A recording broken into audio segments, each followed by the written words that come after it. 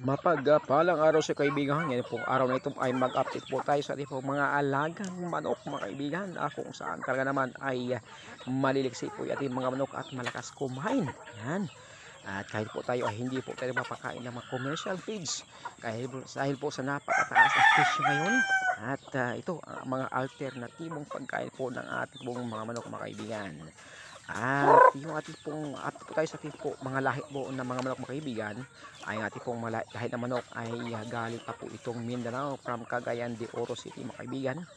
Nakadala po tayo ng lahi dito at naka-crossbreed po tayo mga kaibigan ng half basilan. Ito mga kaibigan, yung aking pong lalaki nito na talagang 2 years na hiniram po mga kaibigan, nagpaparami din po. Kaya ito na po yung lahi po ng ating pong itong tandang. Ito na po yung kanyang lahi, yung napapansin malaki mga kaibigan. At yung ating tandang kasi nagtitimbang din po ng 3.8 kilos.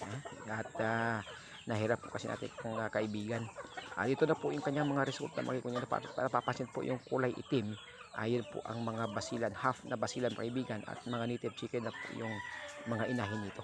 Okay, at po tayo sa ating pong mga pagkain alternatibong pagkain sa ating pong mga alagang manok mga kaibigan. Ay una, isa pong hindi nawawala po yung tinatawag na mais mga kaibigan.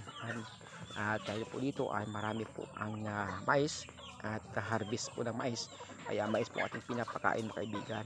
Nag-rate po ang presyo ng mais po dito ng 19.50. Kung ano na po yung mga kaibigan, talagang medyo mataas-taas po diyan. At para kung sa sa tao ka makakuha, sa may-ari talaga ay 12 po ang kilo. Pero ito ay naibinta na nila at nakuha ng talagang buyer ay 1950 na po ang bintahan. Kaya yan po, doon po kayo nakakuha, 1950 po ang kilo. Pero okay na po mga kaibigan dahil nakakamura po tayo dyan. At isa pang ating pong pinapakain po mga kaibigan dito ay mga binlid. Yan, binlid, isa pa, sapal. Yan po ang ating pinapakain. At palay mga kaibigan, interval na po ating papakain po ng mga pagkain, dahil po ay para hindi po sila magsawa po sa kanya po mga tinutuka. Yan mga kaibigan, ito yung ating mga basilan ay talaga naman ay hindi ka po lugi dito sa pagpakaasa karne. Kung karne pag-usapan ay talaga naman hindi ka po lugi nito dahil po sa napakasarap din po ang karne at malalaki po ang talagang karne nito, ang katawan ng manok. Yung napapansin nyo, aking pong mga tandang mga kaibigan, meron po tayong Rhode Island po rito na kung saan hiniram ko po at para makaibang lahi naman. Hindi po tayo nagko-cross breeding mga kaibigan.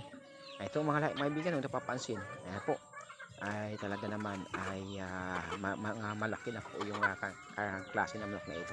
Yung tandang natin mga kaibigan, umabot na po ito ng 2.5 kilos. 6 months na ito mga kaibigan. 6 months na po yung ating tandang ay talagang 2.5 kilos na. Ayan po, dito po tayo magpaparami ng malaking klase po na manok mga kaibigan po. At meron din po kung dalang isang from Cagayan de Oro City din mga kaibigan. Ano din siya, crossbreed po ng crossbreed po ng basilan.